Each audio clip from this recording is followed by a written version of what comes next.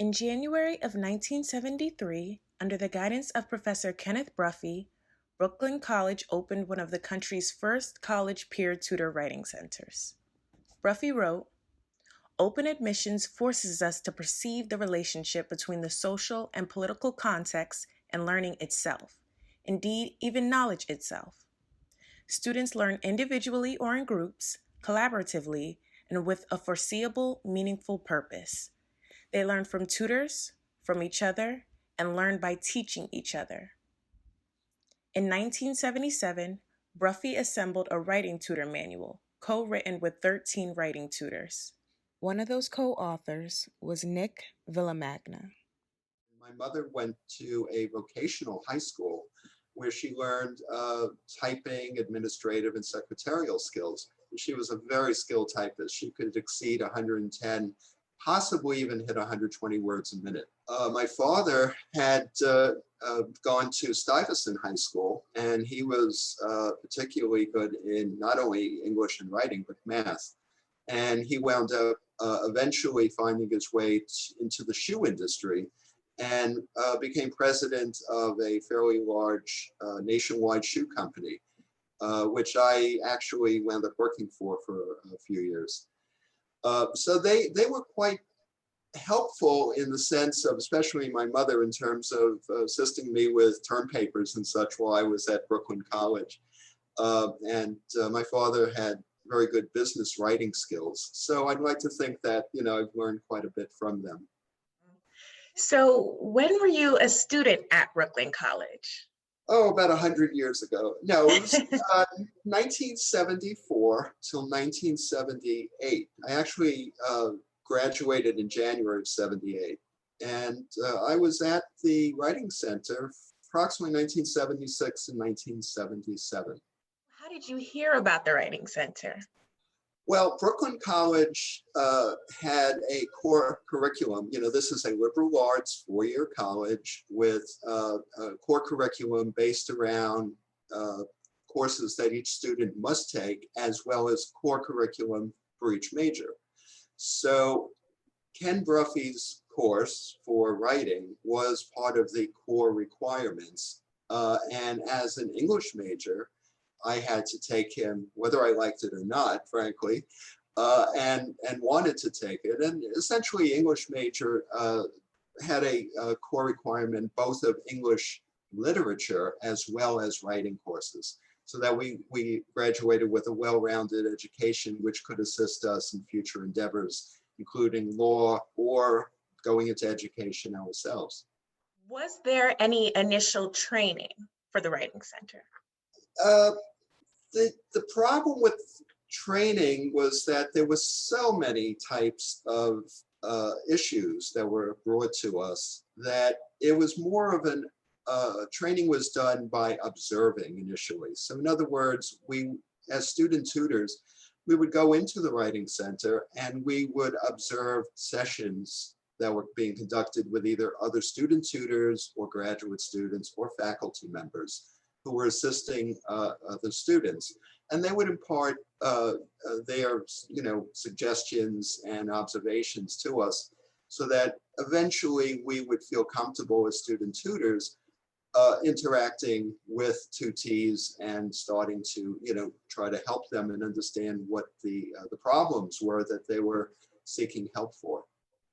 So in terms of formalized training, Ken Bruffee would give us information, yes, but you really learn by doing. And it wasn't a train the trainer kind of a thing. It was really observational in nature. And that was the best way to learn, literally by getting in there and seeing what was going on. What was the Writing Center at Brooklyn College like? Well, let me frame that with what Brooklyn College was like.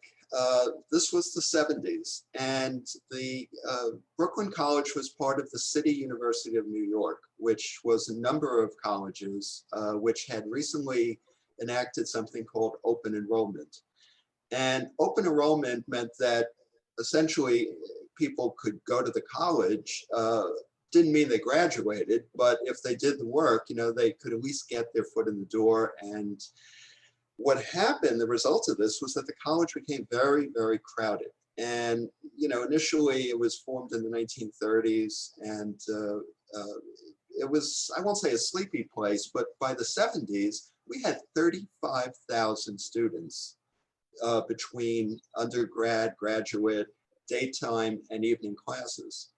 This was a city. Plus, we probably had about 5,000 teachers, faculty, administrators on campus as well. It was a crowded, crazy place. And in order to make enough classroom space, they came up with the idea of dropping temporary prefabricated buildings around the campus. And these were configurable in a lot of different ways. For the writing center, they wanted a very relaxed atmosphere. They didn't want a classroom. They wanted couches, some tables and chairs. They wanted students to drop in, feel it was a place they could just, that was unintimidating, that they could come into, relax, and seek help for whatever the issue was. And they dropped this building for the writing center right on the main path. So when you came in, I don't know if you're familiar or have ever been to Brooklyn College, but the main entrance has a path that comes in by Whitman Auditorium, and you walk down towards the quad. And this was situated right along that path. So it had a huge amount of people, thousands a day walking by. And they had a big sign out front. So the idea was that we're not trying to hide this. They wanted people to know it was there, and they wanted people to drop in and find out and ask questions what it was about. I mean, the idea was that you could sit down with somebody as if you were in a living room. They had couches. It was unintimidating. We didn't want to scare anyone off. We wanted students to come in. And we were trying, to help them in as non-threatening an environment as possible. We wanted it to be as far removed from a classroom as you could get. We wanted them to feel like they were just shooting the breeze with a friend and telling them about their project. And this friend would give them and impart some potential wisdom that would be of help to them. And that was basically the concept. It was really just a friendly banter. They weren't being judged. The grades were not at risk. And for that reason, it was felt that dealing with another student or a grad student, or perhaps a junior faculty member, would be non-threatening. The idea was that we generally did not have the professors themselves hanging out, offering help. You certainly wouldn't want to walk in there and deal with the same professor that you were trying to, who was your professor, and admit to them that you were having a problem doing their assignment. So it was a very relaxed atmosphere. And it was easy for us as student tutors to operate that way too, because, we were also a little uptight. We didn't know what to expect with each person that walked in the door. So what type of clients came in and out of your writing center?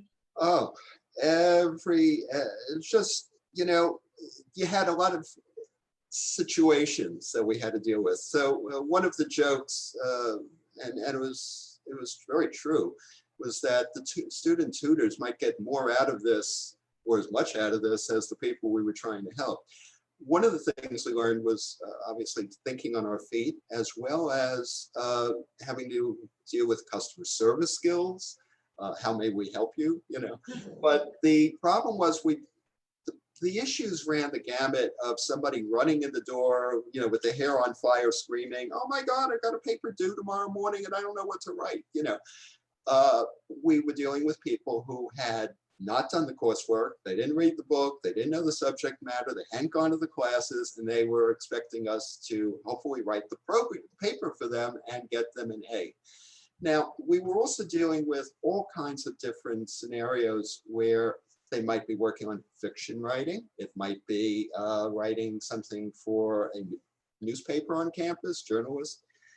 It might be a term paper. Every subject under the sun. So we were not subject matter experts on everything, obviously. The idea which Ken Bruffee had was to try to give them a system, idea, a way of thinking that they could take away with them that would help them solve the problems they were looking to deal with. A way of looking at the problem that would be useful to them to formulate a response. What was Ken Bruffee like? Nerdy, approximately at that time, I'd say about 40-year-old college professor. If you can think of wearing tweedy sport coats, he was the quintessential geeky type of guy. Very, very smart, very intelligent, and very, very nice to deal with. A terrific man. He was very, very enthusiastic about teaching and teaching writing to students and finding ways to do so. Did you ever talk with him about writing, or did you learn anything from him? Well, I was about in writing? his class, and yes, of course, he taught, and he had us use his book, A Short Course in Writing, which is a terrific book. And he wanted us to learn a system for how we ourselves could easily organize our thoughts and be better writers. One of those concepts was a proposition statement, and it's actually a very simple method which we would teach in the Writing Center, and I still use it to this day when it's applicable, which was to state in the first paragraph your proposition, what it was that the argument that you were seeking to put out there, and then spend the next 2-3 paragraphs of your paper or whatever defending that argument, supporting it. And it forces you to clearly figure out it right in the first paragraph and say it up front, what am I trying to say here? What's my point? And a lot of people came into the Writing Center and they had figured that out. And that was, I believe, the most successful area that we were able to help them to formulate their ideas. Because a lot of times, you know, we had certain go, no-goes. As I mentioned before, if somebody came in and they hadn't done the coursework, we weren't really going to be able to teach them the class, you know, in a short time. However, if they had done the coursework and they needed to generate some form of paper about it, generally they weren't sure what they wanted to say. And we would be very helpful in talking to them and formulating the arguments and the defense of those arguments. And that's where I feel the student tutors were most successful in those situations. Were there grad students who helped at the center? Yes, and there were pluses and minuses with them. The grad students were very helpful in terms of new student tutors being able to observe them interacting with tutees that came in and learn from them. However, as time went on and I was working the center, I felt that I became more experienced in terms of handling these situations and wanted to be involved. And very often they would literally muscle us out of the way. We're grad students, you're just an undergrad, and kind of take over. And, you know, I won't say I resented them, but let's say that there were certain students that I wanted to deal with and talk to, and they kind of took over, and then I would just wind up sitting there as a passive observer. So it was sort of a mixed bag. I didn't resent the faculty, even the junior faculty, but generally they were more willing to allow the student tutors to do their job, so to speak, and not step on our toes. I heard you say that there were faculty that helped in the center. So how did they help? Well, generally we meaning the student tutors were not left alone most of the time. The campus was, as I said, crazy, crowded, and you know, it was a commuter school. So picture students are there, they're running in for their class, they're running home to get to jobs, they're running home to get to their children, you know, whatever the situation might be.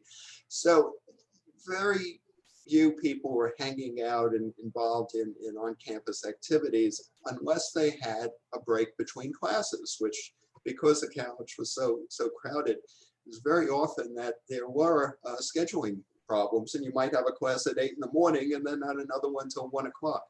So the students and the faculty found that the Writing Center was an oasis of calm in this sea of craziness, and everybody was looking for a place to go that they could sit for a few hours and relax and have some peace and quiet. So the Writing Center for some of the faculty was a wonderful place to hang your hat, between classes.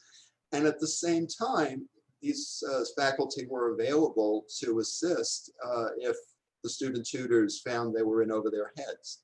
And sometimes we were, because frankly, you never knew what kind of problems you were dealing with.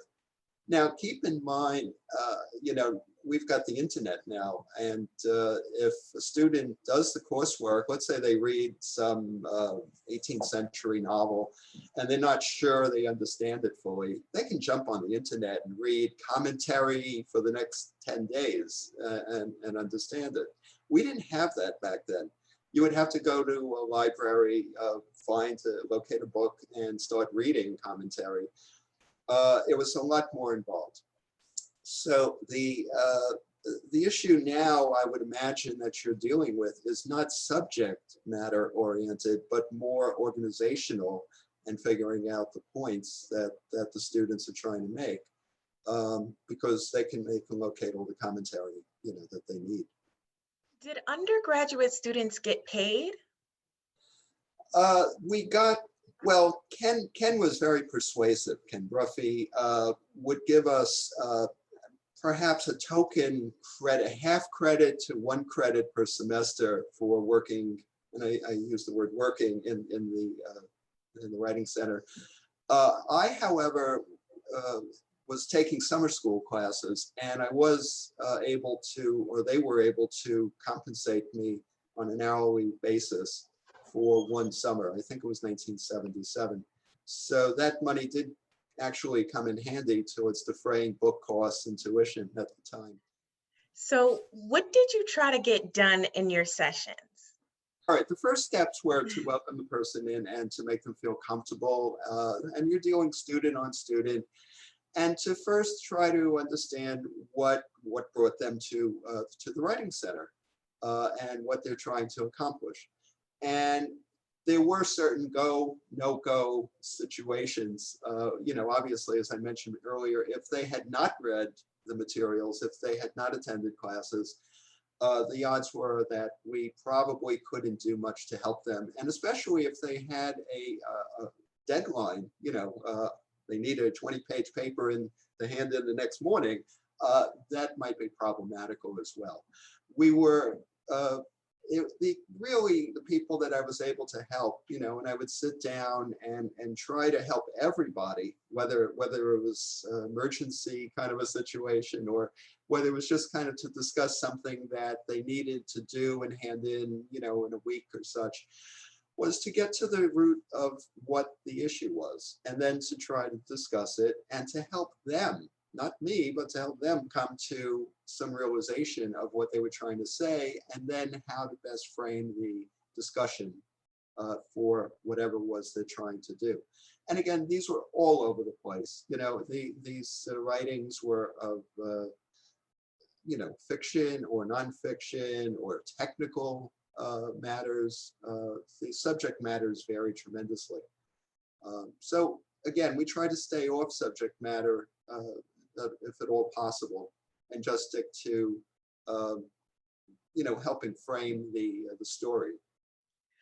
What did you feel was most important in your sessions? Well, first understanding what the issue was. And, very often the problem was they knew the subject matter. They had a good understanding of it. They just hadn't thought about what they wanted to say. And, when you think about the 1970s, our technology involved typewriters. There was no word processing. There was no spell check. There was no grammar check. So obviously, we could assist them as student tutors in proofreading something they had written, but that really wasn't what we were about. They could check the words with a dictionary, a paper dictionary, I might add, or sit with a paper thesaurus and look up possible word changes. but we were really there to help them figure out what they wanted to say and how best to say it. And giving them the idea about Ken Bruffee's proposition statement, and I'm not sure if he formulated that himself or had learned it from somewhere else. It may be an old concept, but it would provided the students a very simple, usable way that they could use over and over again. And the whole concept of the center, when these people came in to seek assistance, was not to develop a codependent relationship. We weren't looking to teach them. We weren't teachers. We weren't looking to see you again next week, same time, same place, 1 hour. You know, it was a quick fix, maybe 1 or 2 sessions. And logistically, the people in the writing center changed every day because we were all on different schedules. So the students had the same problem. Every day was a different schedule. So when you came in the writing center, you weren't necessarily seeing the same people. So we were trying to help them within, let's say, a 45-minute or so period, to give them something they could take away that would be of value and help them. You know, the old saying about teach a man to fish and you fed him for life. So we were trying to do that. We were trying to not necessarily solve the problem at hand as much as to impart some knowledge to them that they could take with them that would help them in the future and with other projects. We didn't want them running in every time they got an assignment, help, I need a, you know, I need a tutor. We wanted them to be able to handle future problems on their own and only come in if they really needed to talk something through. Well, you provided such a great description of pretty much how your sessions went. If you were to narrow it down, what did you feel was a must in your sessions? Listening, being a good listener and being able to help the student themselves get to the heart of the problem they were trying to solve, to what the challenge was. And in doing this, I was learning as well. You know, obviously my skills got better over time. The students, mostly the ones who understood the course, you know, and had read the materials, really didn't know what they wanted to say. And, you know, if you think about typewriters, you've probably seen the cliche of a person in a typewriter and surrounded are blank pages or partially typed pages on the floor that they've ripped out of the machine. A typewriter really forces you to think about what you want to say and how you're going to say it before you sit down and type. And the only thing you can do with editing is, you know, correct with whiteout, you know, a misspelling. But you really can't change the structure of what you've started typing. And the same concept should take place in terms of teaching the students in terms of how they're going to think of address a problem. All right, they've been told they've got to write a paper. They've got some deliverable that they have to get in a time-bound fashion to their professor or faculty. And it's against this book or something that they've read or something. So they've got to formulate their ideas in their head before they sit down and start typing. And I mentioned typing. I'm not saying that we weren't allowed to hand in handwritten projects, but generally my handwriting was terrible. So I preferred to type, and I think most people did as well. It really forced you to look at the world differently. I think we've gotten very lazy with the word processors. It allows us, of course, a lot more freedom to just put down things and then reorganize them.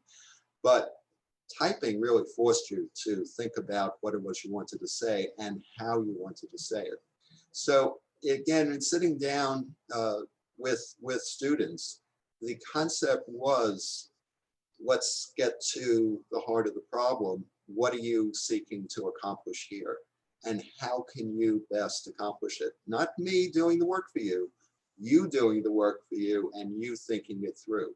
So that might involve me asking probing questions, trying to ascertain the degree that they understand the source material, and then helping them to possibly frame various arguments that could be made to satisfy the requirements of the project. Did some undergraduates stay for several years? They stayed as long as they were at the college. Nobody came back after they graduated, and there was a tremendous amount of turnover between the students as well as the faculty. So people were generally there maybe for a year or two, but there was a lot of turnover. You know, people would work in the center. Some people found it wasn't for them. Some found, in terms of students, that they were so busy they just didn't have the time. They did it for one semester. So we didn't build up a professional, so to speak, group of student tutors who had done this for years. It was really get in there, do it for a semester or two, and you moved on. And the same thing was true of the students. Some of them would come in, we'd never see them again. It varied. So I don't, as I mentioned before, I don't believe we were trying to build a codependent relationship where every time someone got an assignment, they were running into us for help. We were trying to give them wisdom that they could use, and I won't say not bother us. We were always available and we wanted to be welcoming, but we really wanted the students to be able to take this knowledge that we had given them and reuse it. How long did you stay? 2 years. I enjoyed, and I was an English major, whereas a lot of the people who came in for assistance were not, you know, and when you think about, we use these acronyms now like STEM, you know, and a lot of course, the people who were proficient in their field, which might be science or math, were not proficient at grammar, spelling, or English composition, you know, and when they had papers to write, they really hadn't received much training previously. And I won't fault elementary, junior, and high school English teachers, but I think more prep work could have been and should have been done at those levels to develop people's writing skills before they got to college. Because when they got to college and they had to suddenly start generating lots of papers, some of them lacked the skill sets, frankly. And that was a concern. And obviously a student tutor in a writing center wasn't designed to teach writing, which frankly is a skill and a skill set that's best learned over perhaps a long period of time and through practice. We were trying to give them a quick fix. We were trying to, I won't say stop the bleeding, but let's say give them something that at least they would be able to write a coherent paper using a method that we would impart to them. You wrote an essay in Bruffee's Points of View Tutoring Guide titled, "Should Writing Center Tutors Concern Themselves with the Content of a Student's Paper?" Yes. I love that the title is a question. To me, your essay exemplifies an impressive level of self-awareness. Do you think that is important? Yes, and I don't want to impart any concept that student tutors or myself felt superior in some way to the people who came in for our assistance. We were perhaps better trained or more understanding in terms of the wisdom or help we were trying to give. But we certainly were not subject matter experts. And in this essay, I talked to the fact that I had taken a class which had covered at the time Karl Marx, and the student who had happened to walk in the door was about halfway through that class. And the question in the essay was, well, should I be helping this student write his essay from a subject matter? And am I at all, just because I completed the class, a subject matter expert, or SME as we call them now? And the answer I came to in this essay was that I don't believe in hindsight that I should have helped this person, because they looked at me as someone, well, he finished the class, he knows more than me, I should copy his ideas and adopt them for my paper.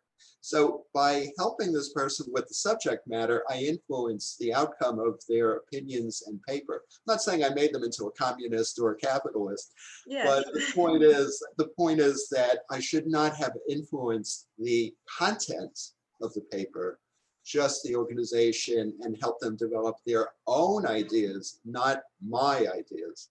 You wrote, I personally feel that the purpose of the Writing Center is to teach students to write better by helping them with grammar and organizational problems, and not to correct the content of their papers. The center is concerned not with what a student has to say, but with how he says it. Was this idea something discussed in the Writing Center? Yes, to some degree, and yes, it was one of the topics that we covered. And I'm just thinking, I'm looking at Ken Bruffee's book right on his first page. The first thing he says is to discover ideas of their own. Well, I violated that right off the bat because I was imparting my ideas, which they adopted. And he said to formulate and express an idea precisely. Now, the problems, look, nowadays we've all gotten a little lazy. Word will correct our grammar and offer suggestions for sentence structure. It'll correct our spelling. You know, we don't have to look things up. I remember having a little sayings that we were given, I think bookmarks that would say things like, when in doubt, look it up, you know, and all the librarians would tell us that. And the idea was to sit with a dictionary and to check everything and to do our own spell checking and grammar. So yes, we didn't get involved with sentence structure, and sometimes we'd read a paragraph that the tutee had written and it was awkward. You know, we would suggest sentence structure changes. In that sense, we were trying to help them with grammar and sentence structure. My essay was really dealing with, of course, content. And as I've said repeatedly, I don't think we should have gotten involved in any form of content, even if we were familiar. The problem was, of course, we're human, and if we're sitting there and saying, gee, this person, you know, really didn't get the course, and we could give them some information, you know, we can straighten them out. I know this subject inside out. But it's better, I believe, to not go there and to stick with mainly the organizational problems, and again, sentence structure and, you know, basic grammar and such. I get resumes to this day at work, and I'm amazed at the amount of grammar mistakes and spelling errors and such that I see in resumes sent in for job postings. And even with the computer, people don't use it. So, you know, back then it was worse because everything was manual, and everyone has it much easier. I don't know why today people don't make use of these attributes that come with these computer programs. But in terms of, there's a fine line, which the essay also sort of skirts, that it's very tempting when somebody comes in and they've already written something, they've already got a draft of their paper. It's very tempting for the student tutor to want to sit there, and we could easily rewrite it for them, you know, and we have to stop ourselves and say, no, that's not what we do. It's not our job. It's their paper. And it's not our voice, it's their voice that has to come through, and their opinions. And we're not going to do their work for them. We're going to help them do a better job themselves. So in your essay, you describe what to me feels like a wonderful session. You say, a few weeks ago, a student came into the Writing Center with a paper from a History 2 class on Karl Marx. I had taken this class last semester, and I remembered quite a lot of the curriculum. The student was a bit confused as to what Marx's main points were, and therefore his paper revealed his lack of comprehension of the subject. Seems like you both learned from each other. Is there any way to keep some of that two-way learning in sessions? That's interesting. Well, now you're getting into sharing subject matter. And there's certainly, I guess, you know, I'm not saying there has to be a firewall put up that, you know, prevents discussions on subject matter if the tutor and the tutee are both familiar with the subject. I guess there could be a free-flowing discussion, but I think that it should be very important that the tutor not use their position that, oh, well, they're working in the writing center, they must be a great student and really smart, that they use that position to influence the ideas from the tutee. The idea is it's fine, I guess, to have a discussion. I'm not entirely comfortable with the concept, but if they want to have a subject matter discussion, uh, that's fine. But the idea is that the students, the tutor should not try to influence the tutee's opinions or concept. I mean, let's say you had a discussion about government, politics. I mean, I can imagine, besides a fist fight starting, I mean, I would want to stay off certain subjects. But I mean, in terms of, I could see where one party might try to influence the other. The idea is to stick to what the student wants to say, or help formulate what the student wants to say, and then formulate how they might best say it to support their point. And generally speaking, a lot of times they're not sure what their point is. So that's very often the most important thing. If you don't have a solid foundation, you can't build a house. Were there protests at Brooklyn College or any forms of activism? Well, it was the 70s. And if you frame the time, we had Watergate around 72, the Vietnam War had ended in the early 70s. There was a mindset of protest and of making voices heard. And I was involved on the night student paper, even though I was a day student. There was a lot of protests at the time. So sometimes it would interrupt classes because you'd have people right outside the window screaming and yelling and bullhorns and such. So it was really an exciting, energetic place to be in terms of learning and really center of a lot of things going on in New York City at the time. CUNY was, and Brooklyn College were right at the forefront, and the students were involved in so many different areas of protest. There were so many different groups protesting various things. But the writing center was a sea of calm in all the craziness, and it was meant to be that way. So we left the protests outside. We didn't bring them into the writing center. So the writing center was not involved in any way? No. And generally the writings that we were brought or asked to assist with, and when I say writings, look, really we're talking communication skills here. And obviously these days that involves things like internet, email, Skype, Twitter, whatever, as well as public speaking and all forms, telephone, cell phone communication. So the idea of helping people learn writing was really imparting communication skills that they could use in all aspects of their life. Because even if you're on a phone call, or if you happen to get the old cliche of the 2-minute elevator pitch, you get on the elevator with the president of a company and you want to impress him. The idea of quickly thinking on your feet, formulating what you want to say, and then being able to express it is always an important concept to have. And it's useful in any walk of life, whatever you want to do when you go into a professional working environment.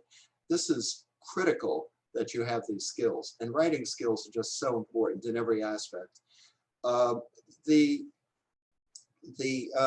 writing center really functioned to help students as a final place they could turn to, because frankly, if we didn't exist, where would they go? They could hire a private tutor, but we were there, we were free, and we were available, and we were inviting. We were, come on in, and let's talk.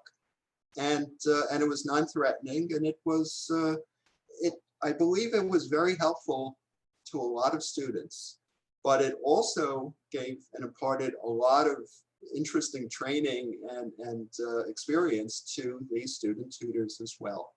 It worked both ways. What did you do after Brooklyn College? So after college and during college, I had worked in retail because there were jobs, and I needed to make money. So I worked as a cashier in a department store and such. And when I graduated, I had a degree, but I still didn't know what I wanted to be when I grew up. So I went to work in retail.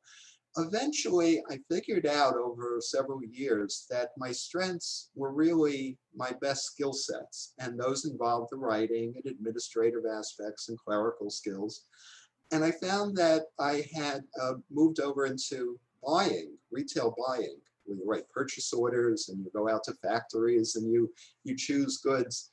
And I turned that into a government job, and I now work for now 22 years with New York City Transit at the MTA in New York City as a senior procurement manager. So the experiences and the writing skills that I learned at Brooklyn College have become very invaluable, and I was able to turn my experiences into a career, but it wasn't a straight line to get there. I had to do a lot of different things until I figured it out. Sounds like quite a journey. Yeah, self-discovery. But, not everybody grows up and says, I want to be a fireman and becomes a fireman. So I would recommend to the students that doing a lot of different things, trying a lot of different jobs and experiences is a wonderful way to learn and to help you figure out your skill sets and what you're good at and what you enjoy doing, and then make a career of it. People don't set out and say, I'm going to be a millionaire. It happens while you're doing something you love and enjoy. It just sometimes happens. Did your experience as a tutor give you anything that you took away into your life? Oh, I certainly did. Certainly, I was a fairly introverted person, student at the time, and forcing me out of my shell and forcing me to walk up to people and say, how can I help you? And, how you doing? And, and get into very in-depth discussions with students who I never met before, might never see again. And, it was wonderful for me. It also forced me to think about in ways of helping them, how I looked at problems and solved problems. And it also helped me in my writing and in terms of organizational skills as well, and my own grammar. And of course, as much as I complain about grad students sometimes trying to take over from us student tutors, they were very smart people in most cases, and they were very helpful, and I did learn a lot from them. So in all, the experience was really very valuable, and frankly worth a lot more than perhaps the half credit or 1 credit that we were given for working in the center. I really can't tell you how many skill sets that I learned and improved from the experience. So if I jokingly say that I may have gotten more out of it than the students I try to help, that's possibly true. But it worked both ways. I feel the same way. Do you have any final advice for me as a peer tutor? Yeah, stay away from subject matter discussions if you can. That would be my main suggestion, because then you'll be talking about subject instead of what it is that the tutee is trying to say, and that's generally where they usually need the most assistance. And again, you're not a teacher. You're not teaching them every week at the same time. They're just coming in generally, I would imagine, for a specific problem that they're looking to work on. And anything that you can give them, even of a general nature, that will assist them in future projects is really what you should be working on, and I think would be very rewarding for you to feel that you were able to help that person in some way. So when they walked out, they were better off than before they walked in.